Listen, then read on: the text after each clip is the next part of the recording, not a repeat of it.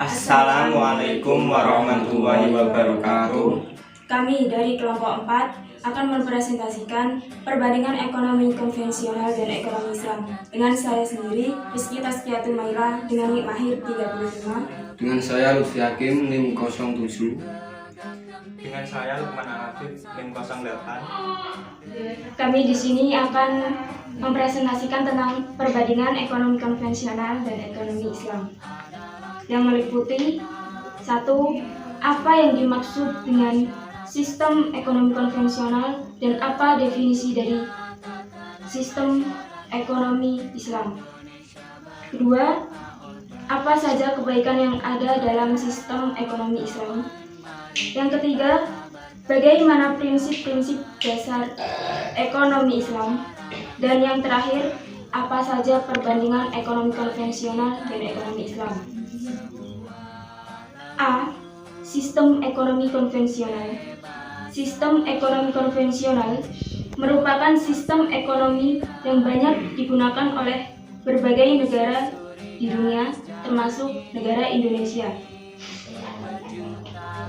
Ekonomi konvensional merupakan sistem perekonomian yang memberikan kebebasan secara penuh kepada setiap orang untuk melaksanakan kegiatan perekonomian. Di dalam sejarah dunia, terdapat beberapa sistem ekonomi konvensional yang begitu berpengaruh. Di antaranya, yang pertama, sistem ekonomi kapitalis, dan yang kedua sistem ekonomi sosialis. Definisi ekonomi Islam telah dikemukakan oleh para pakar yang mengembangkan keilmuan ini. Dapat disebutkan di sini antara lain: pertama, Monzerhaf dalam bukunya The Islamic Economy menjelaskan bahwa ekonomi adalah subser dari agama. Kata ekonomi Islam sendiri difahami sebagai bagian yang tidak terpisahkan dari paradigma Islam yang sumbernya merujuk pada Al-Quran dan Sunnah. Menurut Haf pula, ekonomi Islam adalah bagian dari ilmu ekonomi yang bersifat interdisipliner. Dalam arti, kajian ekonomi Islam tidak dapat berdiri sendiri, tetap perlu penguasaan yang baik dan mendalam terhadap ilmu-ilmu syariah dan ilmu pendukungnya juga, terhadap ilmu-ilmu yang berfungsi sebagai tool of analysis seperti matematika, statistik, dan usul fikih.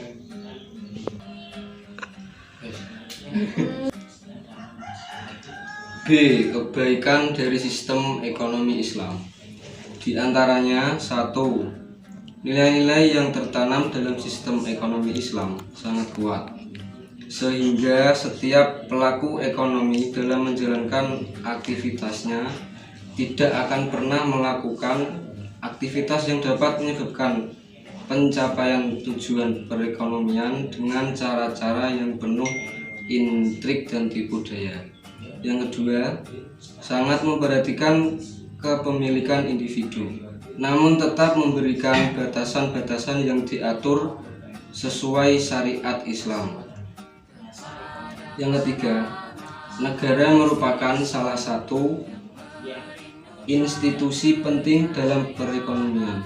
Bahkan ia menempati salah satu posisi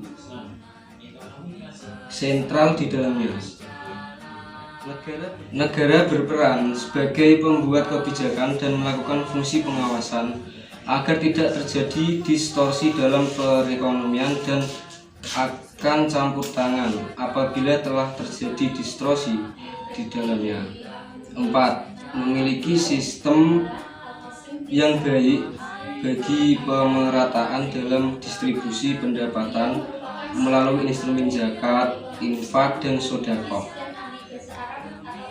dari kelompok kaya kepada kelompok miskin. 5. Setiap individu dalam sistem ekonomi Islam akan termotivasi untuk bekerja keras. Setiap ajaran agama menganjurkan penganutnya untuk bekerja sebagai kunci kesuksesan individu. Berbagai praktik ibadah dalam Islam memotivasi individu untuk bekerja keras seperti zakat dan haji. Nomor 6. Di samping kebaikan-kebaikan itu, terdapat kelemahan utama dalam ekonomi Islam. Saat ini adalah masih belum sistematisnya pembahasan sistem ekonomi Islam secara keilmuan. Hal ini menyebabkan belum tentu memberikan pembahasan yang terstruktur secara baik seperti sistem ekonomi konvensional.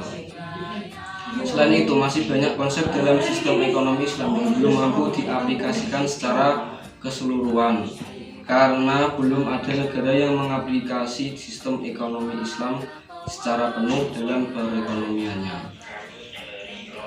C. Prinsip-prinsip dasar ekonomi Islam. Prinsip-prinsip dasar ekonomi Islam menurut Umar Dabta dibagi menjadi 3.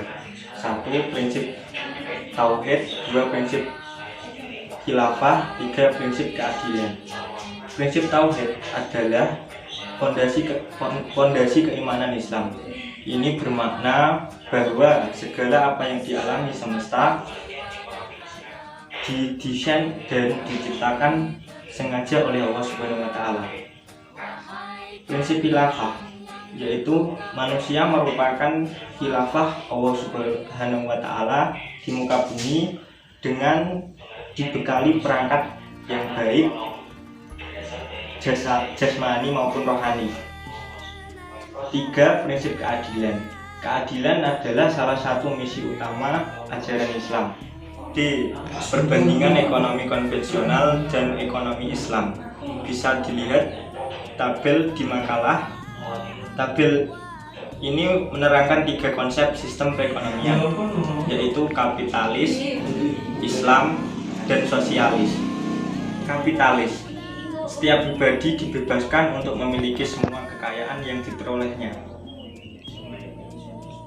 Islam, sumber kekayaan yang kita miliki adalah titipan dari Allah Subhanahu wa taala.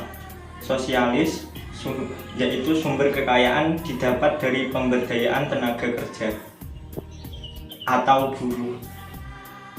Kesimpulan, secara singkat dan sederhana, tulisan ini sudah mencoba mendeskripsikan dan membandingkan tentang ekonomi konvensional dan ekonomi Islam yang meliputi kapitalis dan sosialis serta ekonomi Islam. Dari makalah ini tergambar bahwa kajian ekonomi Islam selama ini masih banyak berputar pada wilayah perbankan dan lembaga keuangan Islam lainnya. Oleh karena itu, ekonomi Islam masih menunggu pikiran-pikiran dan karya-karya kreatif dari para pendukungnya untuk mengembangkan dan sekaligus membuktikan secara nyata bahwa ekonomi Islam memang lebih baik dan membawa rahmat bagi siapa saja. Ekonomi Islam dapat didefinisikan sebagai suatu perilaku individu muslim dalam setiap aktivitas ekonomi syariahnya, harus sesuai dengan tuntunan syariat Islam dan dalam rangka mewujudkan dan menjaga maqasid syariah yang meliputi agama, jiwa, akal, dan harta. Para ekonomi muslim perlu mengembangkan suatu ilmu yang khas dan berlandaskan atas nilai iman dan Islam yang sejati. Ekonomi Islam terdiri atas dasar yang berdiri atas tauhid, adil, nubuwah, khilafah, dan ma'ad. Tiang yang terdiri atas political ownership, freedom to ask, dan social justice. Dan terakhir adalah atapnya, yaitu akhlak. Sekian presentasi dari kelompok 4, kurang lebihnya mohon maaf yang sebesar-besarnya.